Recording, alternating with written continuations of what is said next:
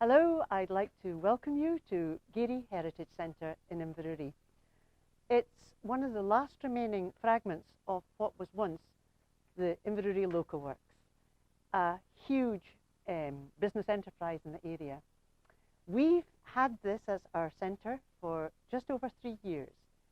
It took 30 years to come to fruition, 30 years of a very dedicated group of people working together to pull together our story of this part of the Northeast for everyone to share. Now, I'd like to take you inside to see what we've got to offer, but before we do, I think we should take a step back and look at the quite amazing industrial architecture of which this is still a part.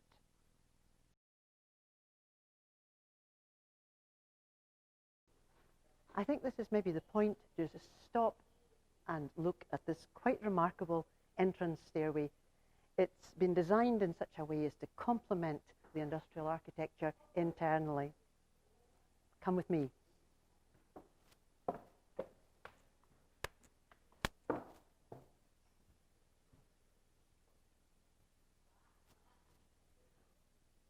When the centre was built in 1902, Aberdeenshire was mainly a Fairman community. Most of the people made their money from the land, and this Heritage Centre reflects that. It shows you, it gives you a little bit of an insight into the tools that these people used to till the soil. It gives you a little bit of insight into the amazing improving agriculturalists over in the area of Moneymusk, with grants of Moneymusk improving farming techniques. And it gives you almost like a snapshot of an old farm kitchen. What makes this an interesting place to visit is that it's a place that people go, oh, I mind when my granny had one of that. Or, gosh, my mother still has got one of those things in her house.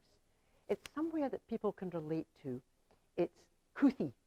And this is the old style, very much, you know, replicated in the fireplace, everything else, of the colony, one of the colony kitchens, a flat in one of the flats in the colony.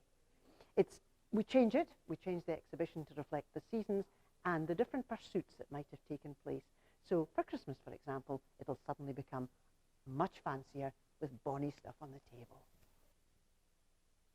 Now, you may wonder why I'm stopped at this particular cabinet. Inside it, there's an oil lamp, and it's a very special one, and it's the beginnings of what we hope will be a much, much bigger exhibition for us in the future. It represents the Inverurie Canal. Now, a lot of you won't even know it exists, but I assure you we can tell you a lot more if you come to visit here about what that canal offered. But the main thing was, it was a gateway to bring in products into the area, heavy goods, but also, importantly, to get our stuff out there in an affordable way. The heavy-duty stuff, the granite, the agricultural stuff, and they got round the problem of avoiding the highwaymen, which were an absolute nuisance just south of Inverurie, at Fainston. The Inverurie Canal was very, very effective in its time, but was very quickly superseded by the railways, which were, as the Victorian era progressed, increasingly important in opening up not only the economy, but also the society across the country, but in the northeast. Unfortunately, we've lost a lot of those smaller rail routes, but it's interesting that only recently one of them has just been developed further again to bring back in Kintour into our area for commuting. The Tates, who owned the mill in Inverurie, actually invested quite heavily in the canal. And so they're a wee bit sort of disappointed when it was decided that the canal was going to be filled in by the railway. But the railway recognised the investment they'd made and compensated them accordingly.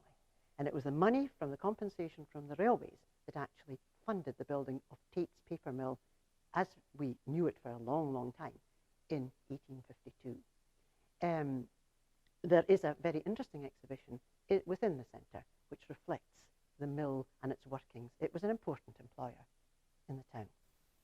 What we're experimenting with now is actually using the artefacts that we've got to try and tell a story.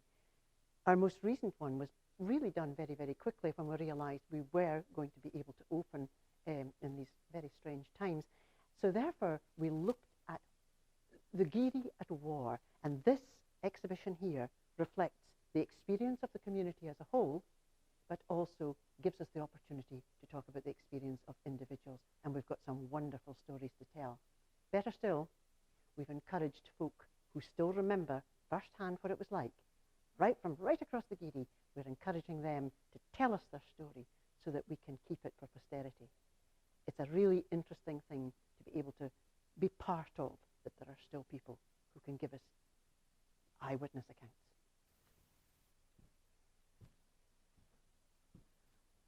What you're seeing now is a representation of the types of stuff, the types of utensils, implements, machines, whatever you want to call them, that would have been sitting around near or in the firm kitchen. You've got the vast containers, you've got the butter churners, you have got the kettles and the pans that would have been sitting there permanently by the fireside. Come into the farm kitchen and have just a wee glance at what lies there. Oh, and en route, maybe just let your eye fall on some of these amazing artefacts that we've been given, ones that you'll hardly ever see, and some interesting veterinary equipment as well, which you might want to feast your eyes on. But into the kitchen itself. You have got here the meal gurnal for storage here. You have got the kind of stuff that would have been used by the farmer's wife when she was maybe preparing to make the butter or making the cheese, the kinds of cans and tins and things that you will see, I mind fine, when my granny had one of them.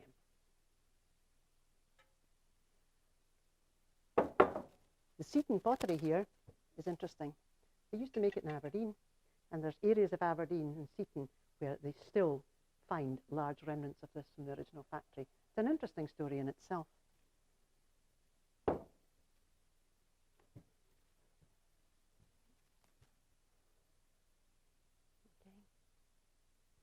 When we go into the supermarket now, I wonder how many of us actually think, when we pick up the milk or the butter, how different our lives are. Again, it's just amazing how much life has changed. Over the period that this building has existed, we have changed enormously. Probably that 100, 110, 115 years represents the biggest change that society has ever seen. Much of that time was Victorian, the Victorian period. But this building was built in the Edwardian period. And even since then, and since the First War and the Second War, there's been huge changes. When this works closed in 1969, it was felt that that would be the end of Inverurie.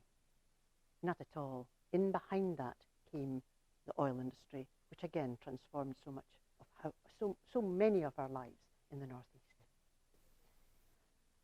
This is an example of an exhibition that has used artifacts and equipment that we've actually been gifted or loaned from individuals.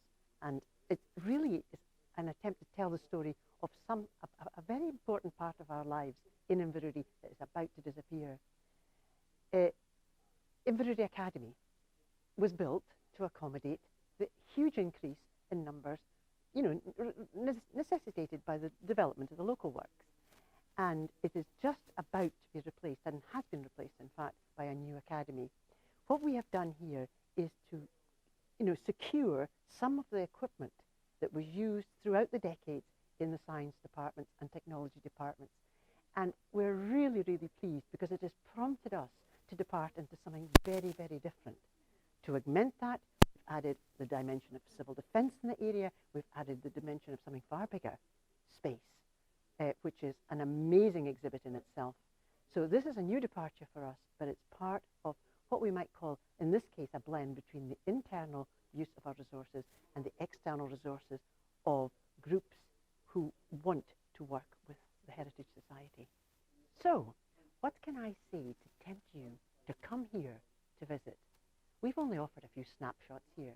We have got a huge range of artifacts, and we've got people here who will talk about their life and their experiences in the community. Behind me is the spaceman I referred to. This is our current exhibition. What we're trying to do is to promote exhibitions that will appeal to different people. ages, and as I noted earlier, it can be anything from embroidery to Lego to technology. We are trying to, obviously our aim will be to increase that, to increase the range of options we can offer. We, of course, also, as I've referenced earlier, try to promote liaison with schools and learning centres.